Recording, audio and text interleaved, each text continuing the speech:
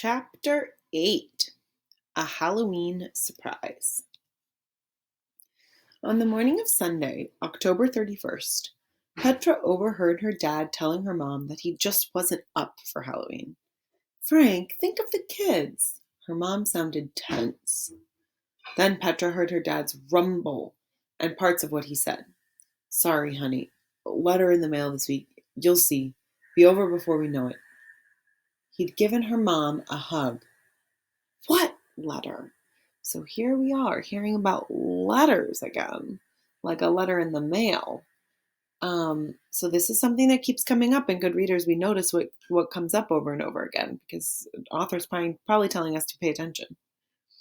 What letter? And what had happened to the one that was torn up? What would be over? Did their family need money? Would they have to move?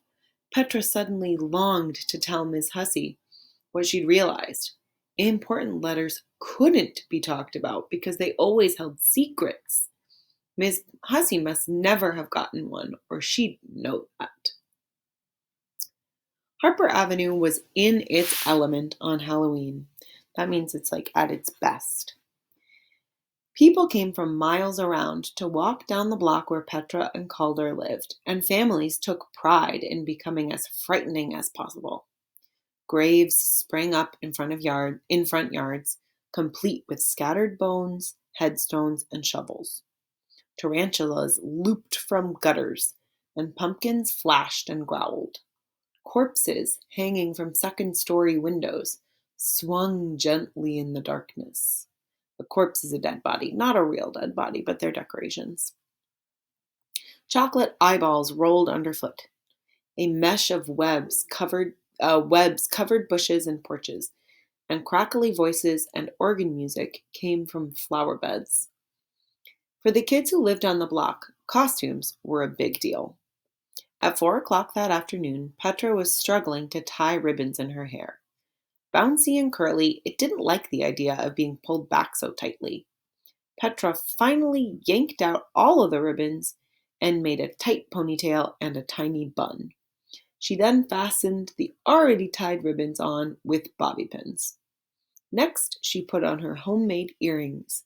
They were large white beads that hung on a hoop. She looked different, quite definitely. The train roared by outside the window, and Petra stood still, watching her earrings tremble with the vibrations. She put on her jacket with the fake fur collar and cuffs. She had sewn carefully trimmed pieces of an old Dalmatian costume onto a yellow sweater. She was ready. Lowering her lids a fraction of an inch, that's her eyelids, and smiling a smile that was more an idea than a movement, she looked at herself sideways in the mirror.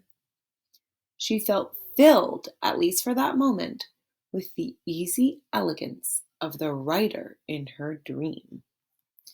So here she is. There's her costume. Be on the lookout for clues in the pictures, of course. And I wonder, so she's dressing up as the person who kind of came in her dream, which is interesting. And this outfit and what she's wearing is actually kind of ringing a bell to me from somewhere else. I wonder if you're also noticing that we've kind of heard about pearls and the yellow jackets and the fur before. When Petra opened the door, there was Calder on her front porch wearing a large red letter made out of taped together cardboard squares. "Hi, Calder." Petra, she suddenly wished she hadn't done all that stuff to her hair and instinctively pulled back out of the light.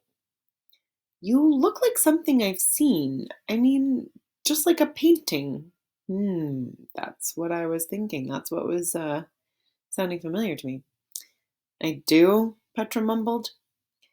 "How did you think of dressing up like her?" "Like who?" Petra looked at Calder directly now, frowning slightly. "The lady with the feather pen, the lady at the desk."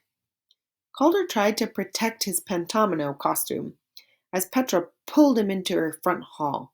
"Tell me exactly what you're talking about." "Look out! Now you've bent my F." Calder said crossly. Crossly means when you're kind of upset or angry. What are you so upset about? I'm sorry, it's just that you recognize my costume. You see, I dreamed about it. What do you mean you dreamed that painting? I didn't say it was a painting. I don't know what it was. Weird. I have your picture at home. Come over and see for yourself. They were down Petra's steps and up Calder's in seconds. Once inside, Calder ducked out of his F and flew up the stairs. When he reappeared, he was carrying an oversized library book. He sat on the floor and leafed quickly through the reproductions. Petra knelt beside him. There! Petra's stomach gave a sickening lurch. It was not only her costume, it was the woman in her dream. She touched the reproduction with her hand, as if to be sure it was really there. The caption next to it read, Johann Vermeer, A Lady Writing, 1665. Interesting.